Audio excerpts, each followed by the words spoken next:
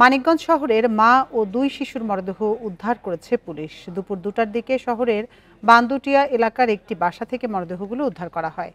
নিহতরা হলেন মালয়েশিয়া প্রবাসী শাহিন দেওয়ানের স্ত্রী শিখা আক্তার, 7 বছরের ছেলে আলভি ও 2 বছরের মেয়ে সাইমা আক্তার। পুলিশের ধারণা, দাম্পত্য কলহের কারণে মা তার 2 সন্তানকে বিষ খাইয়ে পরে নিজেও বিষ পানে আত্মহত্যা করেছেন। স্থানীয়রা জানান, সকালে বাসার বিদ্যুৎ বিল দেওয়ার জন্য বাসার দরজার কড়া নাড়লে কোনো সাড়াশব্দ না পেয়ে বাড়ির মালিককে খবর দিলে তারা পুলিশে খবর দেয়। পুলিশ এসে দরজা ভেঙে ঘরে প্রবেশ করে খাটের উপর মা শিখা আক্তারের মরদেহ আর খাটের নিচে ফ্লোর থেকে 2 সন্তানের মরদেহ উদ্ধার করে। এ সময় মরদেহের পাশের বিষ সদৃশ্য কিছু ওষুধ পাওয়া যায় বলে জানিয়েছে পুলিশ।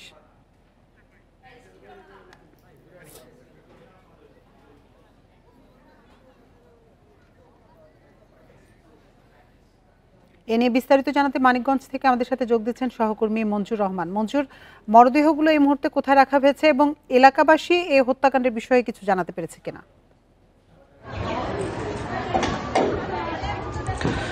দেখুন, এটি যেহেতু একটি ফ্ল্যাট বাসা, সেহেতু আপনি জানেন যে ফ্ল্যাট বাসা কেউ থাকলে পাশের রুমের কেউ জানতে পারে না যে বাসায় কি হচ্ছে। সুতরাং যেহেতু 2টার দিকে এই মরদেহগুলি স্থানীয়দের মাধ্যমে খবর পেয়ে, অর্থাৎ স্থানীয়রা কিন্তু 999-এ ফোন দিয়েছেন। 999-এ ফোন পেয়ে পুলিশ ঘটনাস্থলে এসেছে। আসার পরে কিন্তু এই লাশ 3টি লাশ তারা উদ্ধার করেছেন। উদ্ধার করার পরে এখানে মানিকগঞ্জের যে পুলিশ সুপার মোসাম্মদ ইয়াসমিন খাতুন তিনি এসেছেন। তিনি এসে তার প্রবাসে যে তার স্বামী আছেন শাহিন, তার সাথে কথা বলেছেন ভিডিও কলে। এবং প্রাথমিকভাবে পুলিশেরও এরকমই একটা ধারণা যে পারিবারিক কলহ কারণেই হয়তো মূলত এই হত্যাকাণ্ডের ঘটনা ঘটতে পারে। যেহেতু আপনি জানেন যে এই যে মারা গেছেন অর্থাৎ শিখা আক্তার, এই শিখা আক্তার কিন্তু 2টি বিয়ে হয়েছে এবং তার যে বাচ্চার যে প্রবাসে আছেন অর্থাৎ শাহিন দেওয়ান, তারও কিন্তু 2টি বিয়ে, অর্থাৎ একটি সন্তান আগের ঘরের আরেকটি সন্তান পরের ঘরের। আর স্থানীয়রা এই সম্পর্কে কিছু বলতে পারতেছে না, কারণ হচ্ছে যে চলতি মাসে 15 তারিখেই তারা এই বাড়িতে ভাড়া এসেছেন। যে মারা গেছেন শিখা আক্তার, তার বাড়ি সদর উপজেলার হাটিপাড়া ইউনিয়নে। অর্থাৎ পুলিশ যেটা বলছেন যে এটা তদন্ত সাপেক্ষে তারা বলতে পারবেন, এছাড়া তারা কিছু বলতে পারবেন না। আর কিছুক্ষণ আগে এখান থেকে 3 জনের লাশ উদ্ধার করে মানিকগঞ্জ মেডিকেল হাসপাতালে পাঠানো হয়েছে। তো এই বিষয়ে এখনো এই নিহতের যে আত্মীয় স্বজনরা কেউই এখানে আসেননি এবং আমরা কারোকে দেখতেও পাইনি। তো পুলিশ যেটা বলছেন যে লাশের ময়নাতদন্ত হলে বা তারা বিষয়টি তদন্ত করলে হয়তো জানতে পারবেন এই মৃত্যুর রহস্যটা কি। মানিকগঞ্জ থেকে 3 হত্যাকাণ্ডের সবশেষ তথ্য জানাচ্ছিলেন সহকর্মী মঞ্জুর রহমান। রাজশাহী বিশ্ববিদ্যালয়ে পোষ্য কোটা পুনর্বহাল ও শিক্ষকদের লাঞ্ছিত করার ঘটনায় জড়িতদের শাস্তির দাবিতে 3য় দিনের মতো শাটডাউন কর্মসূচি পালন করছেন বিশ্ববিদ্যালয়ের শিক্ষক, কর্মকর্তা ও কর্মচারীরা। সকাল 9টা থেকে প্রশাসনিক ভবনের পাশে অবস্থান নেন আন্দোলনকারীরা। উপাচার্যকে লাঞ্ছিত করার ঘটনায় জড়িতদের বিচার এবং পোষ্য কোটা স্থগিতের আদেশ প্রত্যাহার না করা পর্যন্ত কর্মসূচি অব্যাহত থাকবে বলে জানান তারা। এদিকে শিক্ষক, কর্মকর্তা, কর্মচারীদের আন্দোলনের জেরে 3 দিন ধরে বন্ধ একাডেমিক ও প্রশাসনিক কার্যক্রম। এর আগে শনিবার পোষ্য কোটা বাতিলের দাবিতে রাজশাহী বিশ্ববিদ্যালয়ে দিনভর অনশন, ধস্তাধস্তি আর উপাচার্য সহ বেশ কয়েকজন শিক্ষককে অবরুদ্ধ রাখার ঘটনা ঘটে। পরে পোষ্য কোটায় ভর্তি কার্যক্রম স্থগিতের ঘোষণা দেয় কর্তৃপক্ষ।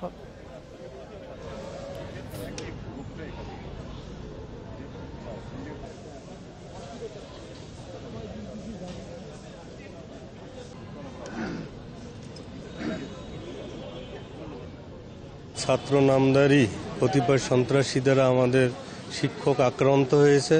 সারা দেশ এটা নিয়ে মর্মাহত, আমরাও মর্মাহত। আমরা আমাদের শিক্ষক জাতির এই পরিবারের শিক্ষক কমিউনিটির মান ইজ্জত রক্ষার্থে আমরা এই আন্দোলন চালিয়ে যাচ্ছি। প্রশাসন যদি মনে করেন যে আমাদের ন্যায্য দাবি সুবিচার, সেটা মানার জন্য আমাদেরকে ডাকেন, বসেন, সমঝোতা করেন, অবশ্যই আমরা আমাদের কর্মস্থলে ফিরে যাব। এ নিয়ে বিস্তারিত জানাতে রাজশাহী থেকে আমাদের সাথে যোগ দিচ্ছেন সহকর্মী মোস্তাফিজুর রহমান। মোস্তাফিজ, 3য় দিনের মতো শাটডাউন কর্মসূচিতে তো রাজশাহী বিশ্ববিদ্যালয়ের একাডেমিক এবং প্রশাসনিক কার্যক্রম বন্ধ আছে। উদ্ভূত পরিস্থিতি থেকে উত্তরণে বিশ্ববিদ্যালয় প্রশাসন কোনো পদক্ষেপ নিয়েছে কিনা?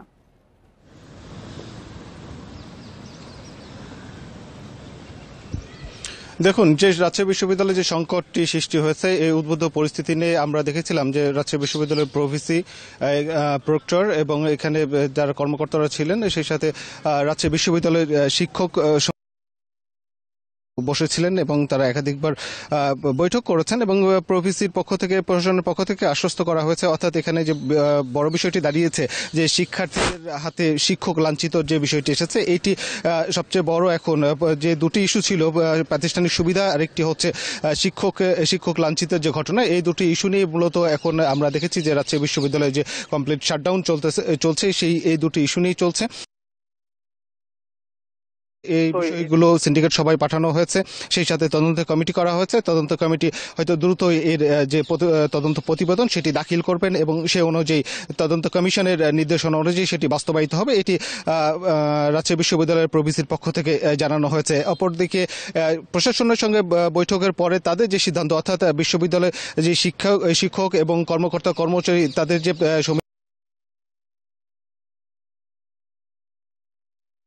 জানতে চেয়েছিলাম যে তাদের মনোভাব কি বা তারা কি সিদ্ধান্ত নিতে যাচ্ছেন, তবে তারা এখন পর্যন্ত কোনো সিদ্ধান্ত নেয়নি এবং সেই সাথে তারা একটি কথা বারবার বলছিল যে এর আগেও শিক্ষক লাঞ্ছিতের ঘটনা ঘটেছে বা শিক্ষকদের অবরুদ্ধ করার ঘটনা ঘটেছে, প্রশাসনিক কর্মকর্তাদের অবরুদ্ধ করে রেখেছিল শিক্ষার্থীরা। সে সময় একটি তদন্ত কমিশন গঠন করা হয়েছিল, তবে সেই কমিশনের প্রতিবেদন আজও আলোর মুখ দেখেনি। ঠিক এই কমিশন কতটুকু অগ্রগতি হতে পারবে বা কতটুকু কাজ করতে পারবে সেটি নিয়েও কিন্তু শঙ্কা প্রকাশ করেছেন এখানে শিক্ষক কর্মকর্তা কর্মচারী, যে তাদের যে ঐক্য প্যানেল রয়েছে তারা কিন্তু শঙ্কা প্রকাশ করেছেন। তো এখন উদ্ভূত পরিস্থিতিতে এখন পর্যন্ত আমরা যতটুকু দেখছি, ক্যাম্পাসে একদিকে প্রশাসন বলছেন সংকট নিরসনে তারা কাজ করছেন, অপরদিকে এই কর্মকর্তা এবং শিক্ষক কর্মকর্তা যারা রয়েছেন তারা কিন্তু বলছেন যে দৃশ্যমান না হওয়া পর্যন্ত তারা তাদের যে কর্মসূচি দিয়েছেন সেটি কিন্তু বাস্তবায়ন, অর্থাৎ তাদের যে কমপ্লিট শাটডাউন সেটি কিন্তু তারা অব্যাহত রাখবেন। অপরদিকে ক্যাম্পাসে যখন এই অবস্থা, তখন রাকসু নির্বাচন চতুর্থবার কিন্তু রাকসু নির্বাচনের তারিখ পরিবর্তন হয়েছে, অর্থাৎ 25 তারিখ থেকে সেটি 28 তারিখে 16 অক্টোবরে নিয়ে যাওয়া হয়েছে। এখন নির্বাচন কমিশন যে বিষয়টি বলছে যে প্রশাসন যদি এই উদ্ভূত সংকটগুলো নিরসন করতে না পারে তাহলে তাদের যে নির্বাচন সেটি বাস্তবায়িত হওয়া নিয়েও কিন্তু একটি শঙ্কা রয়েছে, অর্থাৎ প্রশাসন এই সংকট যদি নিরসন না করেন, কেননা নির্বাচন কমিশনে কাজ করবেন মূলত এখানে শিক্ষক কর্মকর্তা কর্মচারী, তাদের সহযোগিতায় এই নির্বাচনটি সুষ্ঠুভাবে সম্পন্ন হবে। কিন্তু তারা যখন কমপ্লিট শাটডাউনে থাকবে, ক্ষেত্রে রাকসু নির্বাচন কি হবে সেটিও কিন্তু একটা বড় প্রশ্ন দেখা দিয়েছে। তবে নির্বাচন কমিশন যে বিষয়টি বলছে, নির্বাচন কমিশনের পক্ষ থেকে বলা হচ্ছে যে তাদের নির্বাচন অনুষ্ঠানে তাদের সার্বিক প্রস্তুতি সম্পন্ন রয়েছে, শুধুমাত্র বাধা রয়েছে এখানে যে তাদের যে সংকট সেটি হচ্ছে বিশ্ববিদ্যালয়ের শিক্ষক কর্মকর্তা কর্মচারী তাদের যে কর্মসূচি, এটি এখন রাকসুর জন্য প্রধান বাধা। রাকসু নির্বাচনের সবশেষ তথ্য জানাচ্ছিলেন আমাদের সহকর্মী মোস্তাফিজুর রহমান। চাকসু নির্বাচনে মনোনয়নপত্র প্রত্যাহারের সময় শেষ, বৃহস্পতিবার দেয়া হবে চূড়ান্ত তালিকা। সকাল 9:30 থেকে চাকসু ভবনে নির্বাচন কমিশনের অস্থায়ী কার্যালয়ে চলে কার্যক্রম। কেন্দ্রীয় সংসদ ও হল সংসদ মনোনয়নপত্র জমা দিয়েছেন 931 জন। এর মধ্যে কেন্দ্রীয় সংসদের 26টি পদের বিপরীতে জমা দিয়েছেন 429 জন। এর মধ্যে কেন্দ্রীয় সংসদে ভিপি পদে 23 জন ও জিএস পদে 21 জন সহ প্রাথমিকভাবে বৈধ প্রার্থীর সংখ্যা 410 জন। যাচাই বাছাই শেষে নানা ত্রুটি বিচ্যুতির কারণে সোমবার 19 জনের মনোনয়নপত্র স্থগিত রাখে নির্বাচন কমিশন।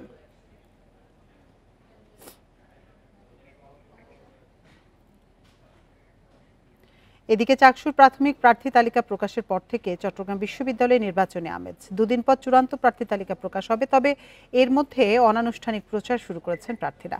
আবাসন সংকট নিরসন, শাটল ট্রেনের সংখ্যা বৃদ্ধি সহ নানা প্রতিশ্রুতি দিয়ে সমর্থন আদায়ের চেষ্টা করছেন। চাকসু নির্বাচনের শেষ দিন পর্যন্ত মনোনয়নপত্র সংগ্রহ করেছেন বিভিন্ন সংগঠনের 1088 জন। এর মধ্যে 429 প্রার্থী মনোনয়নপত্র জমা দেন। যাচাই বাছাই শেষে নানা ত্রুটির কারণে সোমবার 19 জনের মনোনয়নপত্র স্থগিত রাখে নির্বাচন কমিশন। প্রার্থী তালিকা প্রকাশের পর বদলে যাচ্ছে নির্বাচনী পরিবেশ। ইতিমধ্যে আবাসন সংকট নিরসন, শাটল ট্রেনের সংখ্যা বৃদ্ধি সহ নানা প্রতিশ্রুতি দিয়ে সমর্থন আদায়ের চেষ্টা করছেন প্রার্থীরা।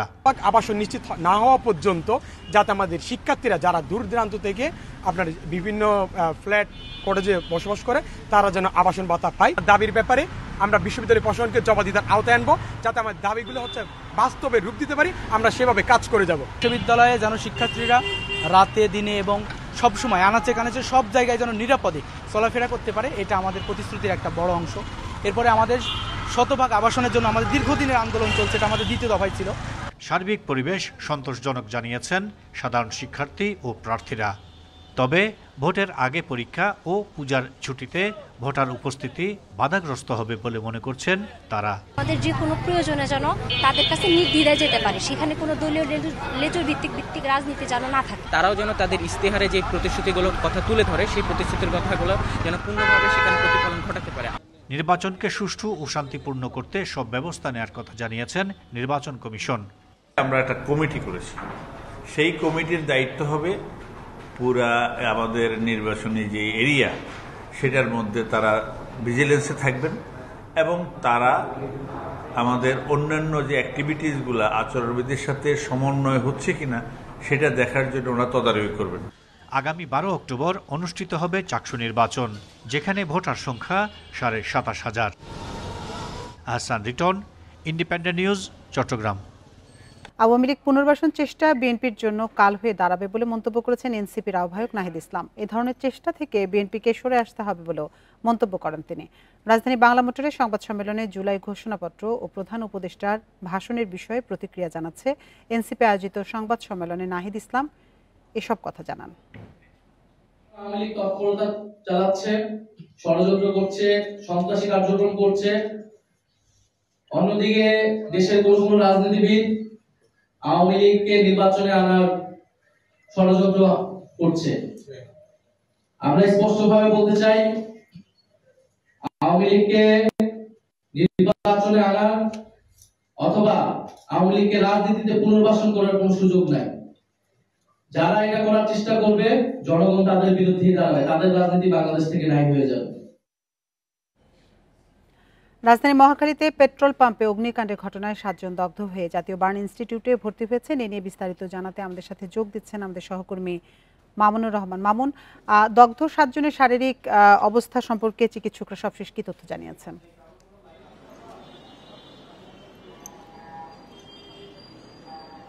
আজ বেলা 1টার দিকে কিন্তু মহাখালী আমতলীর গুলশান যে পেট্রোল পাম্প ছিল সেখানে কিন্তু তেলের ট্যাঙ্কি পরিষ্কার করতে গিয়ে কিন্তু 7 জন দগ্ধ হয়। দগ্ধের পরপরই কিন্তু জাতীয় বার্ন ইনস্টিটিউট ও প্লাস্টিক সার্জারি ইনস্টিটিউটে কিন্তু নিয়ে আসা হয়। আসার পর কিন্তু তারা এখনো চিকিৎসাধীন রয়েছেন। চিকিৎসাধীন তাদের সম্পর্কে আমরা যা জানতে পেরেছি তার প্রত্যেকে কিন্তু ঝলসে গেছেন, কিন্তু গুরুতরভাবে কিন্তু কেউ অমনভাবে আহত হয়নি। এবং তারা কত পার্সেন্ট আহত হয়েছেন সেই ব্যাপারে কিন্তু এখন অবধি কোনো তথ্য আমরা নিশ্চিত হতে পারিনি। কিন্তু আমরা এখানে যারা স্বজন রয়েছে তাদের সাথে কয়েকজনের সাথে আমরা কথা বলেছি, তারা আহত হয়েছেন বা কতটুকু পুড়ে গেছে সে ব্যাপারে কিন্তু এখনো তারা আনুষ্ঠানিক কোনো বক্তব্য পাননি এবং ডাক্তারদের সাথে তারা কথা বলার চেষ্টা করেছেন। তারাও কিন্তু ওইভাবে কিন্তু কোন তথ্য কথা বলার চেষ্টা করেছেন, তারাও কিন্তু ওইভাবে কিন্তু কোন তথ্য এখনো তারা নিশ্চিত করতে পারেনি। তবে যারা পেট্রোল পাম্পের কর্তৃপক্ষ তাদের একজনের সাথে আমরা কথা বলেছিলাম, তারা বলছিলেন যে সে প্রত্যক্ষদর্শী ছিলেন। তিনি বলছিলেন যে পরিষ্কার করতে গিয়ে যে তেলের ট্যাঙ্কি রয়েছে সেই ট্যাঙ্কি পরিষ্কার করতে কিন্তু তারা আহত হয়েছেন। হঠাৎ একটি আগুনের দগ্ধ ঝলসে যাওয়ার যে একটা আগুনের ঘটনা ঘটে, সেই ঘটনা ঘটার পর কিন্তু আগুন নিভে যায়। তখন রাজধানী জাতীয় বার্ন ইনস্টিটিউট থেকে সবশেষ তথ্য জানাচ্ছিলেন সহকর্মী মামুনুর রহমান। চলে যাচ্ছি পরের খবরে। টঙ্গীতে রাসায়নিক গোডাউনে আগুনের ঘটনায় দগ্ধ 5 জনের মধ্যে 3 জনের অবস্থা আশঙ্কাজনক। দগ্ধদের উন্নত চিকিৎসা নিশ্চিত করা হচ্ছে বলে জানিয়েছেন স্বরাষ্ট্র উপদেষ্টা জাহাঙ্গীর আলম চৌধুরী। সকালে জাতীয় বার্ন ইনস্টিটিউটে দগ্ধদের শারীরিক অবস্থার খোঁজ নেন স্বরাষ্ট্র উপদেষ্টা। বলেন, চিকিৎসার সকল ধাপে সহযোগিতা করবে সরকার। দায়িত্বরত অবস্থায় আহত হওয়া এই ফায়ার ফাইটারদের চিকিৎসায় কোনো অবহেলা করা হবে না বলেও জানান তিনি। এ সময় বার্ন ইনস্টিটিউটের পরিচালক নাসিরউদ্দিন বলেন, দগ্ধদের মধ্যে 3 জনের শরীরের 40% বেশি পুড়ে গেছে, যা শঙ্কার বিষয়। সোমবার বিকেলে টঙ্গীর সাহারা মার্কেট এলাকার একটি রাসায়নিক গুদামে আগুন নিয়ন্ত্রণের সময় 5 ফায়ার সার্ভিস কর্মী দগ্ধ হন। তাদের 4 জনকে বার্ন ইনস্টিটিউটে, বাকি 1 জনকে ঢাকা মেডিকেলে ভর্তি করা হয়।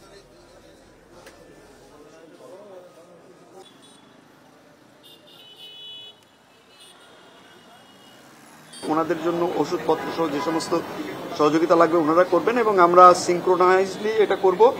আশা করি ওনাদের জন্য আমরা আমাদের লেভেল থেকে সর্বোচ্চ চেষ্টা সবসময় থাকবে। যত ধরনের সাপোর্ট এবং সহযোগিতা এই হসপিটালকে দেওয়া দরকার হবে আমাদের তরফ থেকে এটা দেওয়া হবে। ফায়ার ব্রিগেড এবং আমাদের স্বরাষ্ট্র মন্ত্রণালয় থেকে এবং সরকারের তরফ থেকে কোনো ধরনের নেগলিজেন্স দেখা যাবে না। এই ট্রিটমেন্টে সর্বোচ্চ সেবায় তাদের দেওয়া হবে এবং সর্বোচ্চ চিকিৎসা ব্যবস্থা করা হবে। গাজীপুরের টঙ্গী ও এর আশপাশের আবাসিক এলাকায় গড়ে তোলা হয়েছে বিভিন্ন রাসায়নিকের গুদাম। স্থানীয়রা বলছেন, আবাসিক এলাকায় গড়ে তোলা এসব গুদামে নেই কোনো অগ্নি নিরাপত্তা ব্যবস্থা, আর অনুমতিহীন এসব গুদামে বাড়ছে নিরাপত্তার ঝুঁকি। রাসায়নিক মজুদের বৈধতা খতিয়ে দেখার কথা জানিয়েছে ফায়ার সার্ভিস। গাজীপুরের স্টেশন রোড ও আশপাশের এলাকায় গড়ে তোলা হয়েছে অন্তত অর্ধশত রাসায়নিকের গুদাম। এসব গুদামে মজুত করা হয়েছে ফসফেট, ক্লোরিন, ব্লিচিং পাউডার সহ বিভিন্ন রাসায়নিক ও দাহ্য পদার্থ। স্থানীয়রা বলছেন, আবাসিক এলাকায় এসব গুদামের কারণে বাড়ছে তাদের নিরাপত্তা ঝুঁকি। এছাড়া প্রয়োজনীয় অগ্নি নিরাপত্তা না থাকায় যে কোনো সময় বড় দুর্ঘটনার শঙ্কায় রয়েছেন তারা। রাত্রে ঘুমারে সকালে জীবিত বেরোতে পারবে ওকে বাসা থেকে, এরকম নিরাপত্তা ঝুঁকিতে আছি আমরা এলাকায় যারা বাস করি, আশেপাশে এই গলিতে যারা বাস করি, এরকম অবস্থা নিরাপত্তাহীন। এই কেমিক্যালের গোডাউনগুলো আবাসিক এলাকা বাদ দিয়ে অন্য কোথাও যদি স্থানান্তর করে তাহলে পাবলিকেরও সুবিধা, লোকজনেরও সুবিধা। আবাসিক এলাকার ব্যবসা প্রতিষ্ঠানে রাসায়নিকের মজুদের বিষয়ে নেই কোনো তদারকি, শুধু দুর্ঘটনার পর নড়ে চড়ে বসে সরকারি দপ্তরগুলো। গাজীপুর জেলা প্রশাসক থেকে এবং বিভিন্ন কর্তৃপক্ষ আছে, সেটা এগুলো দেখবে এবং আমাদেরও ইন্সপেক্টর আছে, পরিদর্শন করতে আছে এবং সেই আলোকে যদি কোনো অবৈধ থাকে সেটা ব্যবস্থা গ্রহণ করা হবে। সোমবার টঙ্গীর নতুন বাজারের সাহারা মার্কেটে একটি গুদামে আগুন লাগে। এ সময় বিস্ফোরণে দগ্ধ হন ফায়ার সার্ভিসের 5 কর্মী। Independent news. দেশে প্রথমবারের মতো বিমানবন্দরে পাইপলাইনের মাধ্যমে জেট ফুয়েল সরবরাহ শুরু করেছে রাষ্ট্রায়ত্ত প্রতিষ্ঠান পদ্মা অয়েল কোম্পানি। মঙ্গলবার দুপুরে চট্টগ্রামে পদ্মা অয়েলের প্রধান স্থাপনা থেকে শাহ আমানত বিমানবন্দরে এই কার্যক্রমের আনুষ্ঠানিকভাবে উদ্বোধন করা হয়। ঢাকা হযরত শাহজালাল বিমানবন্দরেও একই পদ্ধতিতে জেট ফুয়েল সরবরাহের কথা জানিয়েছেন জ্বালানি সচিব। পতেঙ্গায় পদ্মা অয়েলের প্রধান স্থাপনা থেকে ট্যাঙ্ক লরি যোগে এতদিন শাহ আমানত বিমানবন্দরে জেট ফুয়েল সরবরাহ হতো, তবে এখন থেকে তা সরবরাহ হবে পাইপলাইনে। এতে নিরাপত্তার পাশাপাশি কমবে সময় ও পরিবহন ব্যয়। একই লাইনে জ্বালানি সরবরাহ করা যাবে বিমান বাহিনীর ঘাঁটি জহুরুল হকেও। এটা ব্যয় সাশ্রয় হবে এবং বিভিন্ন আপৎকালীন যে সমস্যাগুলো তো সেগুলো থেকে রক্ষা পাবে। ক্লাইমেটিক কোনো সমস্যা থেকেও রক্ষা পাবে। নিরবিচ্ছিন্নভাবে তেল সরবরাহ করা সম্ভব হবে, যেটাতে বাংলাদেশ এয়ারফোর্সও নিরবিচ্ছিন্নভাবে এই পাইপলাইনের মধ্যে তেল পাবে। 2023 সালের ডিসেম্বরে শুরু হওয়া প্রকল্পের নির্মাণ শেষ হয়েছে নির্ধারিত সময়ের 3 মাস আগেই। সোমবার আনুষ্ঠানিক উদ্বোধন করে জ্বালানি সচিব জানান, একই প্রক্রিয়ায় জ্বালানি সরবরাহের কাজ চলছে ঢাকা হযরত শাহজালাল বিমানবন্দরে। আমাদের নেক্সট অ্যাসাইনমেন্ট হচ্ছে ঢাকা যে আমাদের আন্তর্জাতিক বিমানবন্দর আছে সেখানে আমরা এই সরবরাহটা দিব। আমরা ওইটা কাজ অলরেডি শুরু হয়েছে। আমরা আশা করছি আগামী 1 বছরের মধ্যে আমরা ঢাকা বিমানবন্দরে, আন্তর্জাতিক বিমানবন্দরে আমরা আমাদের তেল সরবরাহটা করতে পারব। প্রায় 6 কিলোমিটার দীর্ঘ এই প্রকল্প নির্মাণে ব্যয় হয়েছে প্রায় 160 কোটি টাকা। এর মাধ্যমে 2055 সাল পর্যন্ত জ্বালানি পরিবহন সম্ভব হবে। চট্টগ্রামের শাহ আমানত বিমানবন্দরে বিভিন্ন উড়োজাহাজের জন্য দৈনিক জ্বালানি তেল লাগে 2.25 লাখ লিটার। এখন থেকে এই তেল এখানে পাইপলাইনের মাধ্যমেই এই পদ্মা অয়েল থেকে সরাসরি সরবরাহ করা হবে, আর এতে প্রতি বছর খরচ বাঁচবে অন্তত 8 কোটি টাকা। অনুপম শীল, ইন্ডিপেন্ডেন্ট নিউজ, চট্টগ্রাম। বেতন বাড়ানোর দাবিতে দ্বিতীয় দিনের মতো রাজশাহী বিভাগের 3 জেলা থেকে ঢাকা চট্টগ্রাম রুটে বাস চলাচল বন্ধ রেখেছে পরিবহন শ্রমিকরা। বিকল্প পথে চলাচল করলেও দূরপাল্লার বাস বন্ধ থাকায় দুর্ভোগে পড়েছেন যাত্রীরা। বেতন বাড়ানোর দাবিতে সোমবার থেকে কর্মবিরতি শুরু করে রাজশাহী, নাটোর ও চাঁপাইনবাবগঞ্জের দূরপাল্লার বাস চালক, সহকারী ও সুপারভাইজাররা। এর জেরে ঢাকা চট্টগ্রাম ও কক্সবাজার রুটের বাস চলাচল বন্ধ রয়েছে। আন্দোলনকারীদের দাবি, বেতন বাড়ানোর বিষয়ে দফায় দফায় বাস মালিকদের সাথে আলোচনার পরও কোনো সমাধান না হওয়ায় বাস চলাচল বন্ধ করে দিয়েছেন তারা। দাবি আদায় না হওয়া পর্যন্ত এসব রুটে বাস চলাচল বন্ধ রাখারও ঘোষণা বিক্ষুব্ধদের। তবে স্বাভাবিক রয়েছে অভ্যন্তরীণ রুটের বাস চলাচল। অ্যাক্টিভে নামা উঠায় 3 দিন লেগে যায়। কোম্পানি তো আমাদেরকে ওই পরের দিনের টাকাটা দেয় না, আমরা পাইও না। তাইলে আমাদেরকে একটা টিপে যদি এত কম বেতন দেওয়া হয় আমাদের তো পোষায় না। চাপাই থেকে চট্টগ্রাম গাড়ি চালাই, কিন্তু আমাদের যে বেতন দেয় এই বেতনে আমাদের সংসার চলে না। আমরা এসে 2 দিন 3 দিন করে বসে থাকি। বগুড়ায় পুলিশ হেফাজত থেকে হত্যা মামলার আসামি পালিয়ে যাওয়ার ঘটনায় 6 পুলিশ সদস্যকে প্রত্যাহার করা হয়েছে। এই ঘটনায় 3 সদস্যের তদন্ত কমিটি গঠন করেছে জেলা পুলিশ। কর্মকর্তারা জানান, দায়িত্বে অবহেলার অভিযোগে 3 জনকে প্রত্যাহার করা হয়েছে। এছাড়া অতিরিক্ত পুলিশ সুপারকে তদন্ত কমিটির দায়িত্ব দিয়ে দ্রুত প্রতিবেদন দাখিলের জন্য নির্দেশ দেওয়া হয়েছে। এছাড়া পলাতক আসামি রফিকুল ইসলামকে গ্রেপ্তার করতে অভিযান চালাচ্ছে আইনশৃঙ্খলা রক্ষাকারী বাহিনী। এর আগে সোমবার 60 আসামিকে আদালত থেকে জেলা কারাগারে নেয়ার সময় পালিয়ে যায় রফিকুল ইসলাম। 2024 সালের 8 জুলাই দুপচাঁচিয়ার চকপাড়া গ্রামে ডাকাতির সময় রিভা আক্তার ও তার শ্বশুরকে হত্যার মামলায় রফিকুল ইসলামকে গ্রেপ্তার করে পুলিশ।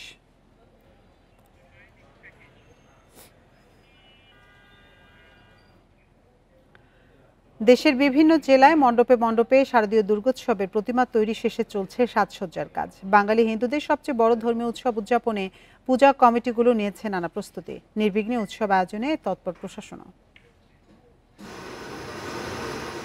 শারদীয় দুর্গোৎসবে দেবীর বোধন 27 সেপ্টেম্বর। এরই মধ্যে প্রতিমা প্রস্তুত, চলছে শেষ মুহূর্তের কিছু কাজ। এবছর বরিশাল জেলায় বেড়েছে পূজা মণ্ডপের সংখ্যা। দিনরাত পুরোদমে কাজ করছেন কারিগররা। আমরা রঙের কাজ ধরবো, হ্যাঁ তাড়াতাড়ি শেষ করতে পারবো। দিনটা 24 ঘন্টা আমরা কাজ চালাই যাইতেছি। খরচা বেশি, যার ফলে আমরা আছি খুব দুশ্চিন্তার মধ্যে। ঝালকাঠিতে 155টি মণ্ডপে এবার পূজার প্রস্তুতি নেওয়া হয়েছে। উৎসব রাঙিয়ে তুলতে ব্যস্ততার শেষ নেই প্রতিমা শিল্পীদের। তবে তাদের অভিযোগ, প্রয়োজনীয় উপকরণের দাম বাড়লেও সে তুলনায় বাড়েনি তাদের মজুরি। তলির দাম বেশি, কাঠের দাম বেশি, বাঁশের দাম বেশি, এদের শ্রমিকের দাম বেশি। কাজগুলো ভালোই হচ্ছে, মায়েরই সবই কিনবে, আশীর্বাদ থাকতে হইবে। উৎসব মুখর পরিবেশে পূজা উদযাপন ও নিরাপত্তায় সব প্রস্তুতি নেওয়ার কথা জানিয়েছে জেলা প্রশাসন। যে প্রত্যেকের জন্য নিজস্ব একটি ভলান্টিয়ার বাহিনী সেখানে তৈরি করেন এবং নিয়োজিত করেন, যাতে করে এই পূজা মণ্ডপগুলোর নিরাপত্তা নিশ্চিত করা যায় এবং উৎসব মুখর পরিবেশে এই শারদীয় দুর্গোৎসব এখানে উদযাপিত হয়। এবছর পটুয়াখালীর 188টি মন্দিরে দুর্গাপূজার আয়োজন করা হয়েছে। এগিয়ে চলছে লাইটিং ও প্যান্ডেল সাজানোর কাজ। এবছর আমরা অপেক্ষায় থাকি কবে দুর্গাপূজা আসবে আর কবে বানাবো প্রতিমা, তার অপেক্ষায় থাকি আমরা। কলাপাড়ার 14টির মধ্যে অধিকাংশ মণ্ডপে প্রতিমা তৈরির কাজ প্রায় শেষ। বসছে রং তুলির শেষ আঁচড়। এরপর ঢাকের বাদ্যে উৎসবে মেতে ওঠার অপেক্ষা। সোহেলি জাহান, ইন্ডিপেন্ডেন্ট নিউজ। এ নিয়ে বিস্তারিত জানাতে এবার ঝালকাঠি থেকে আমাদের সাথে যোগ দিচ্ছেন সহকর্মী আব্দুর রহিম রেজা। রেজা, ঝালকাঠিতে এবার কতগুলো মণ্ডপ দুর্গাপূজা উৎসব আয়োজনের জন্য প্রস্তুত করা হয়েছে এবং সার্বিক নিরাপত্তা ব্যবস্থা কেমন পূজা উদযাপন ঘিরে?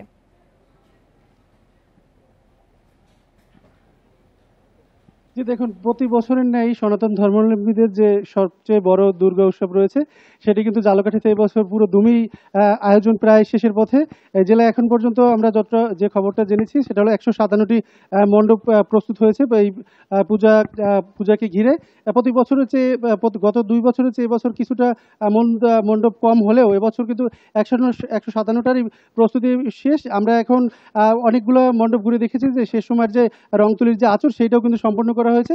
প্রশাসনের পক্ষ থেকে কিন্তু কয়েক দফা বৈঠক করা হয়েছে। উপজেলা পর্যায়গুলোয় মন্দির কমিটির যারা রয়েছে তাদেরকে নিয়ে কিন্তু বৈঠক করা হয়েছে এবং সার্বিক দিক নিরাপত্তা নিশ্চিত করার জন্য সেনাবাহিনী সহ ব্যাপক কিন্তু আমরা দেখেছি আইনশৃঙ্খলা বাহিনীর তৎপরতা রয়েছে এবং মন্দির কমিটির পক্ষ থেকে যাতে সুষ্ঠু এবং সুন্দরভাবে এই বছরের যে হাতিতে চড়ে দুর্গা আসবেন এবং পালকিতে চড়ে যে যাবেন সেই যে প্রস্তুতি তাদের, সেই প্রস্তুতি কিন্তু একদম শেষের পথে। আর অল্প আর 3 দিনের মধ্যেই কিন্তু পুরো দমে শুরু হবে এই শারদীয় দুর্গোৎসব। এই দুর্গোৎসবকে ঘিরে ইতিমধ্যেই কিন্তু নানা রকমের প্রস্তুতি এবং ব্যাপক আয়োজন আমরা লক্ষ্য করেছি এবং আমরা যেটা দেখতে পেরেছি যে প্রতি বছরের মতোই কিন্তু এবছরও যাতে সুষ্ঠু এবং শান্তিপূর্ণভাবে দুর্গোৎসব পালন করা যায় সেজন্য কিন্তু মন্দির কমিটি, প্রশাসন সহ এই হিন্দু ধর্মাবলম্বী যারা রয়েছেন তাদের মধ্যে ব্যাপক উৎসাহ উদ্দীপনা আমরা লক্ষ্য করেছি। আমরা দেখেছি যে সেনাবাহিনী সহ বিভিন্ন আইনশৃঙ্খলা বাহিনী মণ্ডপগুলোতে এখনই কিন্তু টহল শুরু করেছে যাতে করে কোনো বিচ্ছিন্ন ঘটনা না ঘটে এবং জেলা প্রশাসন এবং পুলিশ সুপার এর পক্ষ থেকেও কিন্তু বিভিন্নভাবে তারা দফায় দফায় সভা সমিতি করে যাতে সুষ্ঠুভাবে এই শারদীয় দুর্গোৎসব সম্পন্ন করা যায় তার কিন্তু ব্যাপক আমরা তৎপরতা লক্ষ্য করেছি। জি, এই ছিল আমার কাছে আসলে ঝালকাঠি থেকে দুর্গোৎসবের সর্বশেষ খবর। ঝালকাঠি থেকে সবশেষ তথ্য জানাচ্ছিলেন সহকর্মী আব্দুর রহিম রেজা। শারদীয় দুর্গোৎসবে বিশৃঙ্খলা সৃষ্টির উদ্দেশ্যে গুজব ছড়ালে কঠোর ব্যবস্থা নেওয়ার হুঁশিয়ারি দিয়েছেন র্যাবের মহাপরিচালক AKM শহীদুর রহমান। দুপুরে রংপুরে করুণাময়ী কালীবাড়ি মন্দির পরিদর্শনে গিয়ে তিনি আরও বলেন, সীমান্তবর্তী এলাকায় 7,000 পূজা মণ্ডপ ও সারা দেশের ঝুঁকিপূর্ণ মণ্ডপগুলোতে সতর্ক অবস্থায় থাকবে র্যাব সদস্যরা। সারা দেশে 2-1টি বিচ্ছিন্ন ঘটনা ছাড়া আইনশৃঙ্খলা পরিস্থিতি স্বাভাবিক রয়েছে বলে জানান তিনি। এছাড়া 24 সেপ্টেম্বর থেকে মন্দির ও মণ্ডপে আইনশৃঙ্খলা বাহিনীর সদস্য মোতায়েন হবে বলে জানান তিনি। এ পর্যন্ত হয়তো সারা দেশে 8-10 জায়গায় বিচ্ছিন্ন ক্ষুদ্র কিছু ঘটনা ঘটেছে এবং প্রতিটা ক্ষেত্রেই আমরা আইনানুগ ব্যবস্থা নিয়েছি। আমরা যদি সতর্ক। মেহেরপুরের গাংনীতে একটি বাড়ির সামনে থেকে 2টি বোমা সদৃশ্য বস্তু উদ্ধার করেছে পুলিশ। সকালে উপজেলার চরগোয়াল গ্রামে এ ঘটনা ঘটে। পুলিশ জানিয়েছে, সকাল 7টার দিকে চরগোয়াল গ্রামের মুদি ব্যবসায়ী কামরুজ্জামান লিপুর বাড়ির সামনে বোমা সদৃশ্য বস্তু দুটি পড়ে থাকতে দেখেন স্থানীয়রা। পরে খবর দিলে বেলা 11টার দিকে ঘটনাস্থলে পৌঁছায় গাংনী থানা পুলিশ। পরে এসব বস্তু উদ্ধার করে বালতির পানিতে ডুবিয়ে রাখা হয়। ঘটনা খতিয়ে দেখা হচ্ছে বলে জানিয়েছে পুলিশ।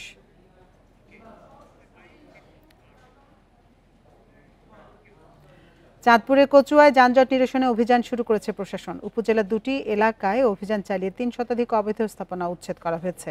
সকালে রহিমানগর বাজার এলাকা ও কচুয়া বিশ্ব রোড এলাকায় অভিযান চালায় ভ্রাম্যমাণ আদালত। উপজেলা নির্বাহী কর্মকর্তা মোহাম্মদ হেলাল চৌধুরী বলেন, উচ্ছেদের আগে অবৈধ স্থাপনা সরিয়ে নিতে কয়েক দফা মাইকিং করে নির্দেশনা দেওয়া হয়। নিজ উদ্যোগে স্থাপনাগুলো সরিয়ে না নেওয়ায় রহিমানগর বাজার এলাকার শতাধিক স্থাপনা ও কচুয়া বিশ্ব রোড এলাকার 2 শতাধিক অবৈধ স্থাপনা বুলডোজার দিয়ে গুড়িয়ে দেওয়া হয়। যানজট নিরসনে এমন অভিযান অব্যাহত থাকবে বলে জানিয়েছে প্রশাসন।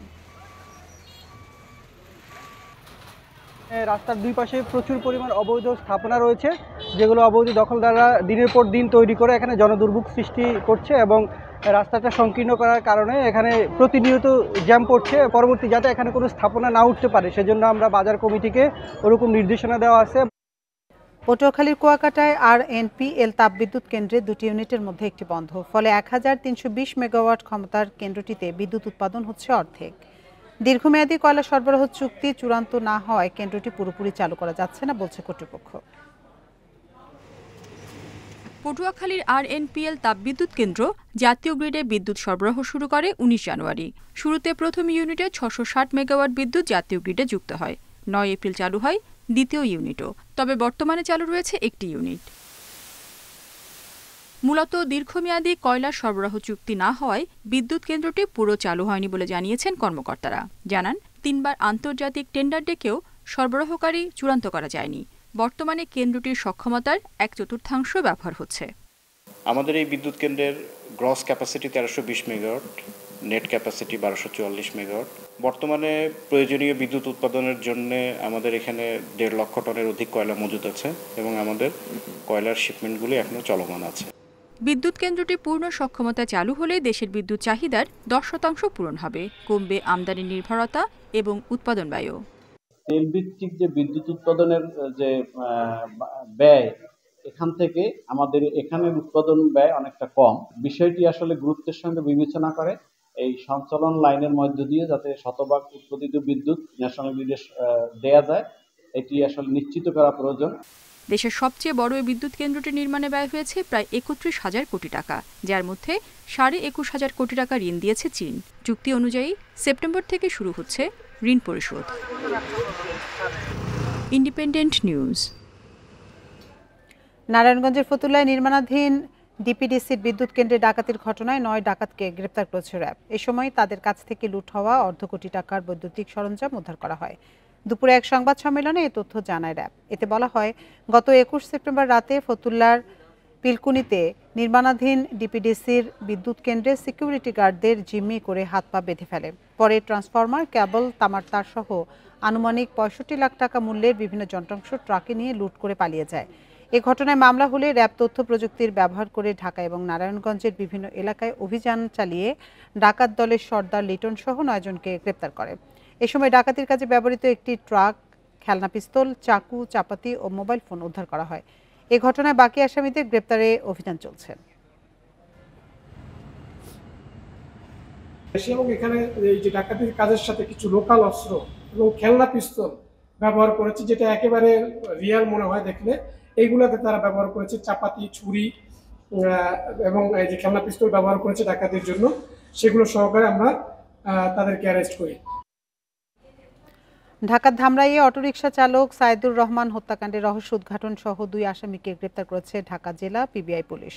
গ্রেপ্তারকৃতরা হত্যার দায় স্বীকার করে আদালতে স্বীকারোক্তিমূলক জবানবন্দি দিয়েছে। দুপুরে ঢাকা জেলা পিবিআই পুলিশের পক্ষ থেকে পাঠানো এক প্রেস বিজ্ঞপ্তির মাধ্যমে এসব তথ্য জানানো হয়।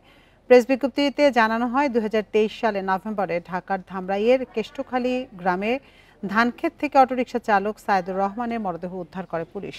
পরে এই ঘটনায় মামলা হলেও হত্যার রহস্য ও আসামি গ্রেপ্তার না হওয়ায় মামলার তদন্তের দায়িত্ব দেওয়া হয় পিবিআইকে। পরে তথ্য প্রযুক্তির সহায়তায় হত্যায় জড়িত থাকার দায়ে প্রথমে সদর আলী নামে একজনকে গ্রেপ্তার করে পিবিআই। পরে তার দেয়া তথ্যের ভিত্তিতে অপর আসামি আলমগীরকে গ্রেপ্তার করা হয়। হত্যায় জড়িত আরেক আসামি জুয়েলকে গ্রেপ্তারে অভিযান চলছে বলে জানিয়েছে পুলিশ।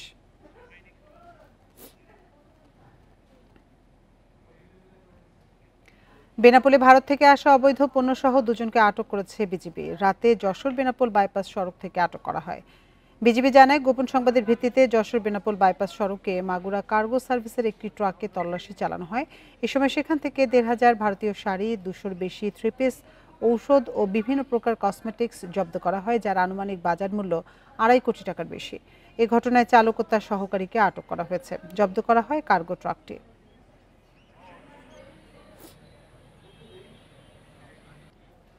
পাবনার ভাঙ্গুড়ায় এক ব্যবসায়ীর কাছে বিএনপি নেতার চাঁদা দাবির প্রতিবাদে বিক্ষোভ ও মানববন্ধন অনুষ্ঠিত হয়েছে। সকালে ভাঙ্গুড়া পৌর সদরের বকুলতলায় শিল্প ও বণিক সমিতির আয়োজনে এসব কর্মসূচি পালন করা হয়। কর্মসূচিতে বিএনপির একাংশ একাত্মতা ঘোষণা করে অংশ নেয়। এ সময় তারা জানান, গত 4 সেপ্টেম্বর রাতে এক ব্যবসায়ীর কাছে 50,000 টাকা চাঁদা দাবি করেন পৌর বিএনপি সাংগঠনিক সম্পাদক মোতালেব হোসেন। চাঁদা না দেওয়ায় তাকে জীবন নাশের হুমকি দেয়। এ ঘটনায় থানায় লিখিত অভিযোগ দিলেও পুলিশ প্রশাসন এখন পর্যন্ত কোনো পদক্ষেপ গ্রহণ করেনি। তাই অবিলম্বে মোতালেব হোসেন গংদের গ্রেপ্তার ও শাস্তি, দলের সমস্ত পদ থেকে তাকে বহিষ্কার সহ 4 দফা দাবি জানান ব্যবসায়ীরা। মোতালেব হোসেন আর শাহ শিকদার দুজন এসে আমার কাছ থেকে 50,000 টাকা চাঁদার দাবি করে। কোর্টে যাই তদন্ত করে নিয়ে এসে আমি থানাতে আসছে, ওনারা এখনো তদন্তের রিপোর্ট আমাদের কাছে আমি পাইনি হাতে। অবকাঠামো সংকটে ধুঁকছে 150 বছরের পুরনো কুমিল্লা জেনারেল হাসপাতাল। প্রতিষ্ঠানটিতে আন্ত ও বহির বিভাগে রোগীদের শয্যা সংকটের পাশাপাশি চিকিৎসকদের জন্য নেই পর্যাপ্ত কক্ষ। সেবা নিতে গিয়ে ভোগান্তিতে পড়ছেন রোগীরা। সিভিল সার্জন জানালেন, হাসপাতালটির উন্নয়নের জন্য স্বাস্থ্য মন্ত্রণালয়ে আবেদন করা হয়েছে। কুমিল্লা চ্যারিটেবল ডিসপেন্সারি নামে যাত্রা শুরু হয় 1845 সালে। মুক্তিযুদ্ধের পর রূপান্তরিত হয় 50 শয্যার হাসপাতালে, যার বর্তমান নাম কুমিল্লা জেনারেল হাসপাতাল। 100 শয্যার সরকারি এই হাসপাতালে প্রতিদিন বহির্বিভাগেই চিকিৎসা নেন প্রায় 2000 রোগী। দিন দিন রোগীর সংখ্যা বাড়লেও বাড়েনি শয্যার সংখ্যা। দীর্ঘদিন সংস্কার না করায় ব্যবহারে অনুপযোগী হয়ে পড়েছে হাসপাতালের ভবনগুলো। বেশিরভাগ কক্ষেই নেই পর্যাপ্ত আলো বাতাস চলাচলের ব্যবস্থা। এদিক দিয়ে পানি পড়া আর 2টা ফ্যানের দরকার, আর বেশি রোগী এলে তো বেডের দরকার। এখানে ডাক্তার আরো বেশি দরকার। রোগী প্রচন্ড ভিড় করতে এসে 2-3 ঘন্টা লাইনে দাঁড়ায় থাকতে হয়। সার্জারি, অর্থোপেডিক্স, ইএনটি ও মেডিসিন এই 4টি বিভাগের চিকিৎসায় দেয়া হয় একটি কক্ষে, আর বহির্বিভাগের 2টি কক্ষে বসেন মেডিসিন বিভাগের 9 জন বিশেষজ্ঞ চিকিৎসক। 49 জন চিকিৎসকের জন্য রয়েছে মাত্র 19টি কক্ষ। আমাদের রোগী একটু যখন ডায়রিয়ার একটু ইয়াটা বাড়ে তখন দেখা গেছে আমাদের ফ্লোরে দিতে হয়। টাউনের সাথে সেবা বাড়ার জন্য ডাক্তারের সংখ্যাও বাড়ছে, কিন্তু দেখা গেছে যে অবকাঠামো আগেরটাই রয়ে গেছে, যার কারণে এখন আমাদের আসলে সেভাবে সেবা দেওয়া যাচ্ছে না। হাসপাতালটি সেবার মান বাড়িয়ে 250 শয্যায় রূপান্তরণ করতে মন্ত্রণালয়ে আবেদনের কথা জানালেন সিভিল সার্জন। সেবা এর চেয়ে বেশি দেওয়া বেশ কঠিন যদি আমরা স্থাপনা উন্নত না করি। আমাদের অনেক আউটডোর রুমে দেখবেন যে একসঙ্গে 2-3 জন ডাক্তার বসার কথা একজন। স্থাপনা সংকটের কারণে আমরা 2-3 জনে বসাচ্ছি। অত্যন্ত জরাজীর্ণ, ভগ্ন এবং অনেক ক্ষেত্রে এগুলো 100 বছর বা তার চেয়ে বেশি পুরানো। তো এই অবস্থায়ও কিন্তু হাসপাতালের সেবা চলছে। এই হাসপাতালকে একটি 250 বেডের হাসপাতাল করার জন্য আমরা জনবল চেয়েছি। সম্প্রতি হাসপাতালটির উন্নয়নের দাবিতে মানববন্ধন করেছেন স্থানীয়রা। Independent news. ধামরাইয়ে পুলিশ কনস্টেবল পদে নিয়োগের প্রলোভনে অর্থ আত্মসাতের অভিযোগে একজনকে গ্রেপ্তার করেছে গোয়েন্দা পুলিশ। মঙ্গলবার আদালতে হাজির করে তার রিমান্ড আবেদন করার কথা রয়েছে।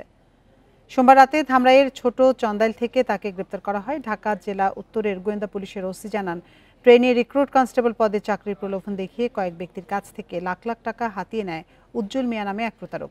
অভিযোগ পাওয়ার পর ওই ব্যক্তিকে ধরতে অভিযানে নামে গোয়েন্দা পুলিশ। প্রাথমিকভাবে অভিযোগের সত্যতা পাওয়া গেছে বলে জানিয়েছে পুলিশ।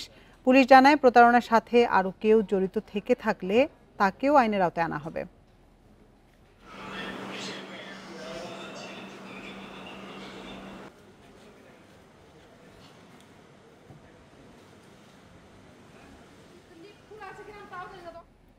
আর এই ছিল সমগ্র বাংলাদেশের আজকের আয়োজনে। ইন্ডিপেন্ডেন্ট টেলিভিশনের সব খবরে বিস্তারিত জানতে চোখ রাখুন ফেসবুক, ইউটিউব এবং এক্সে। এতক্ষণ সাথে থাকার জন্য ধন্যবাদ সবাইকে।